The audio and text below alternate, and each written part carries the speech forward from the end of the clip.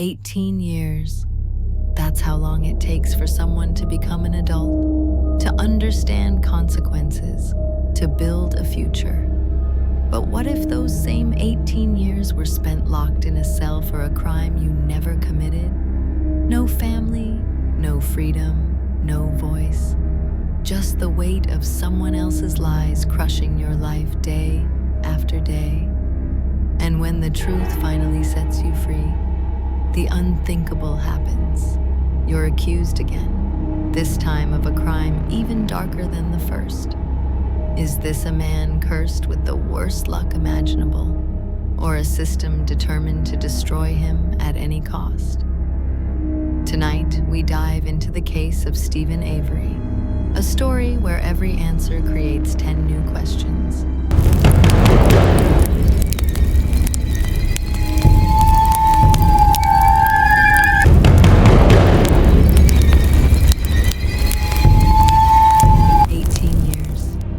It's easy to say it fast, almost casually, but 18 years can define an entire life. It takes 18 years for us to legally become adults, to start understanding what responsibility really means. Well, for most people, because some take a little longer. But that's not the kind of 18 years we're talking about today.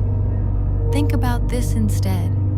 18 very long years locked in a cell for a crime you didn't commit.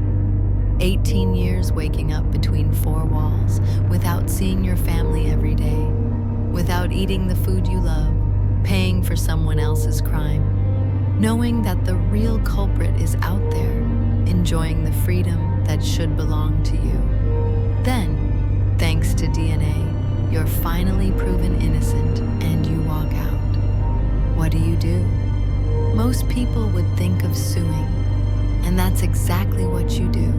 You file a massive lawsuit against those who put you there. But before you can finish that fight, something strangely convenient happens. You're accused of another crime. Again, you say you're innocent, and this time, the sentence is life in prison. At that point, what are you? The unluckiest man in the world? A victim of a system that refuses to admit its mistakes? Or a liar who's been hiding behind the word innocent all along? That's the story of Steven Avery, a man who spent 18 years in prison for a crime he didn't commit, who walked free, prepared to sue those who wronged him, and then ended up back behind bars, facing life for another crime. Guilty or innocent? Victim of the system? The man with the worst luck on earth? Or just a very good liar? Let's go through his story. Steven Avery was born on July 9, 1962 in Manitowoc County, Wisconsin, in the United States. His childhood and teenage years were practically normal. There were no major tragedies, no shocking events that stood out. He had several siblings, and they all lived with their parents on the family's land. After school, instead of going to college, Steven decided to stay in his hometown and help with the family business, a car salvage yard. His parents dreamed that one day he would run the place. But at around 18, Steven started to drift off course. He was convicted of robbing a bar along with some friends. They broke in through a window and took 2 cases of beer, some cheese sandwiches, and $14 in quarters. At first, they were sentenced to 2 years, but the punishment was later reduced to 10 months, plus community service, a few years of probation, and a small fine. After that, Steven got married to a woman named Lori Matheson. For a moment, it looked like he might settle down, but that same year, he ran into more trouble with the law. He was accused of pouring gasoline and oil over the family cat and then throwing it into a fire like it was a barbecue. He was sentenced to 10 months in prison for animal cruelty. After being released, things didn't exactly calm down. In 1984, his cousin Sandra Morris, who was also the wife of the sheriff's deputy,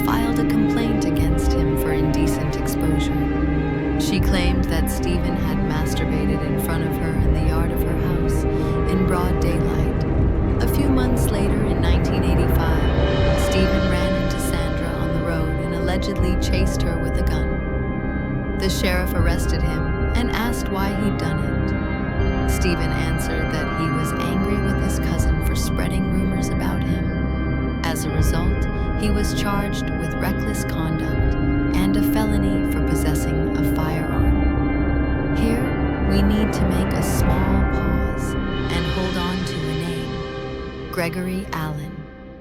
Gregory Allen was a dangerous offender, a man police had been surveilling for several days because of his criminal behavior. On the day that really matters in this story, officers had to stop that surveillance because they were supposedly busy with another case. Keep that name in mind because it will become very important later. On July 29, 1985, a woman named Penny Berenson was sexually assaulted while jogging along Lake Michigan. She described her attacker as being between 1.70 and 1.80 meters tall, with brown eyes, a strong build, sandy blonde hair, and wearing a black jacket. The person who took her statement was an investigator named Judith O'Leary. She was a close friend of Sandra Morris, Steven's cousin and accuser. Judith said that the description matched Steven Avery very well. But there's a problem. Steven has blue eyes, not brown. That's the first big inconsistency. Still, as Judith insisted, they arrested Steven. He was taken to jail. Something else about this arrest is also very strange.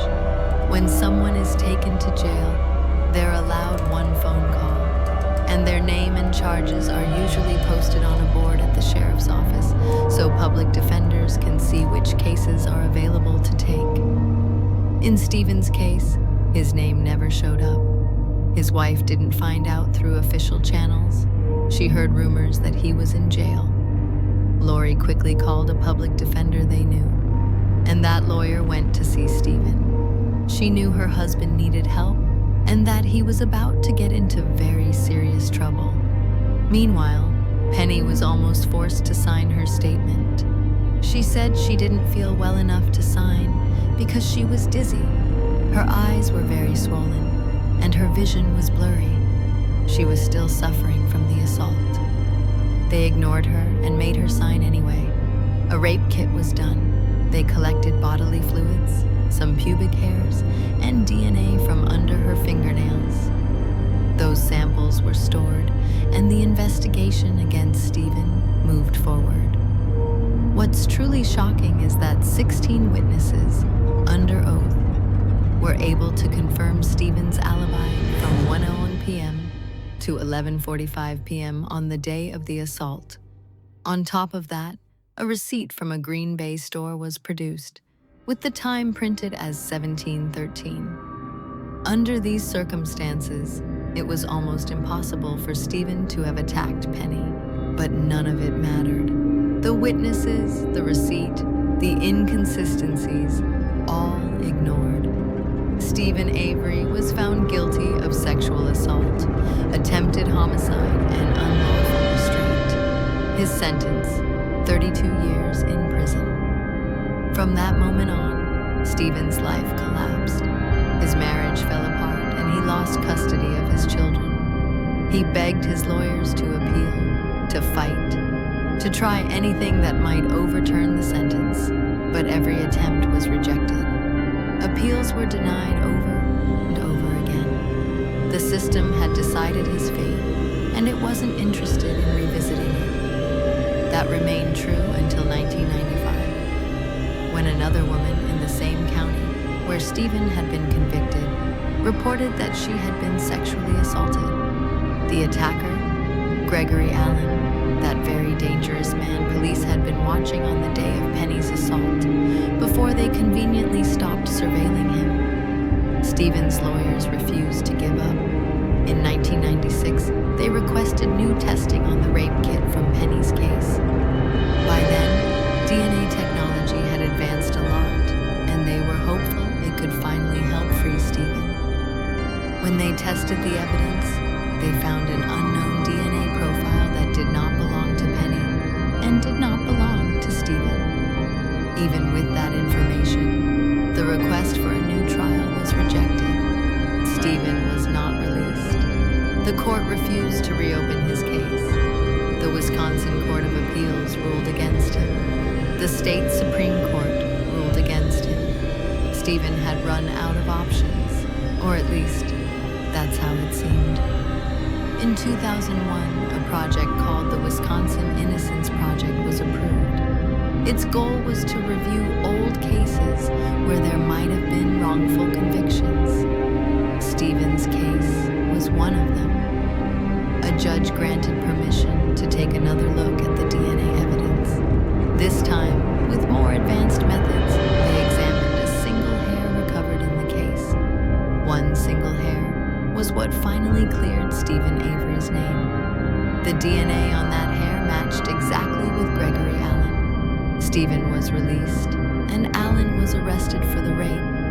18 years of Steven's life had been stolen, and he was determined not to let those years pass in vain. Steven hired a lawyer, Walter Kelly, and together they filed 3 civil lawsuits against the county, against the district attorney, and against the sheriff. The amount? A staggering $36 million, $18 million for harassment and hostility from the authorities, and another $18 million for damages and suffering. During this process, an investigation began to reveal that, in reality, there had barely been any real investigation at the time of the crime. It appeared that the police had a suspect from the very start and were willing to do whatever it took to make sure he was found guilty. The lawsuit was going well, and it looked like Steven might actually win. But then, on October 31st, 2005, something happened that wiped out all of his plans. Teresa Halbach, a photographer, disappeared, and not under just any circumstances. Teresa had a scheduled appointment with Steven on the very day she went missing.